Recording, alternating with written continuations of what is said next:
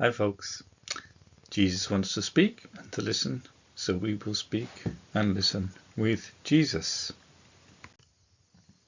Volume the 24th, August the 2nd, 1928. Jesus says to Louisa, "As for you, do not change anything, not even one comma of what is needed to prepare the world for the kingdom of my divine will."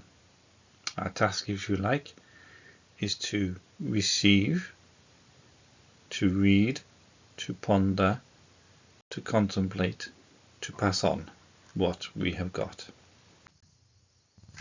In John 17:8, Jesus says to his Father, "For the words which you gave me, I have given to them, and they received them." So this is really the essence of what catechesis is.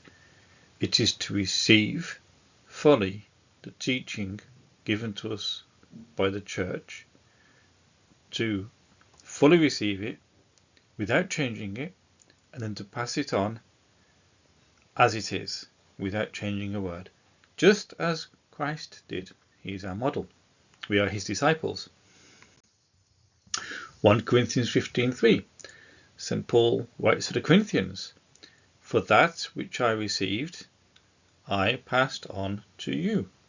So he's doing exactly the same as what Jesus did. Then we find in John 3:27, this is from the Amplified Bible, so it opens up the scriptures a little bit more. John replied, "A man can receive nothing, he can claim nothing at all, unless it has been granted to him from heaven, for there is no other source than the sovereign will of God." Hard for us to understand in a world where we seem to have everything in abundance, food, resources, etc., and we don't recognize that these things are not provided to us by some big multinational company, but they're provided to us by God. Everything is from God. 2 Timothy 1:5, Paul writing again, "For I am mindful of the sincere faith within you, which first dwelled in your grandmother Lois and your mother Eunice, and I am sure that it is in you as well."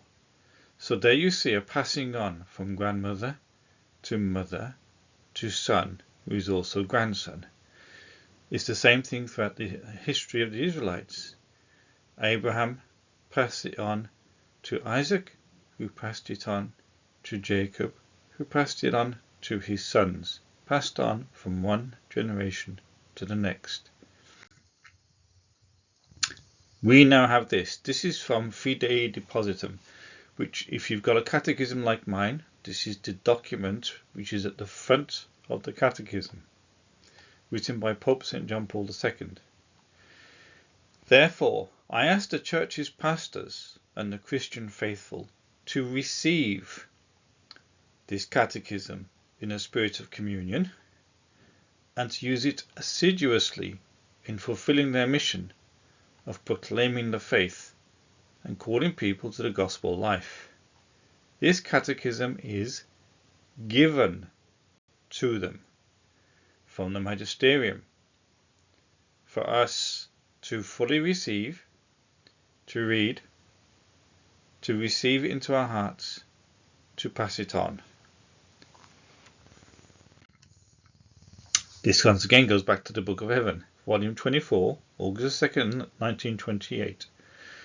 "For by not changing anything, you provide what is necessary on my part and yours, so that nothing may be lacking on our part in bestowing this great blessing upon souls, who as soon as they dispose themselves may find everything that is necessary and in the proper order."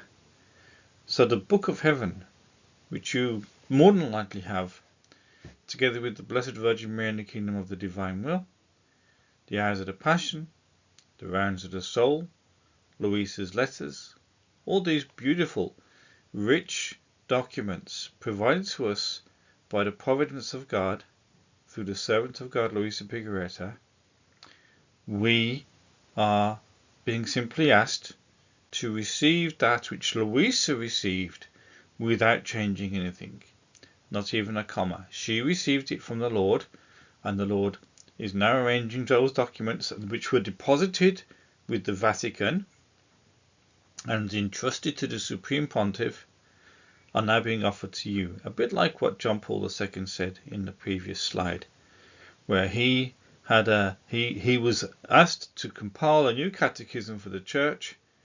That was done, and then it was agreed by the bishops, handed on to us.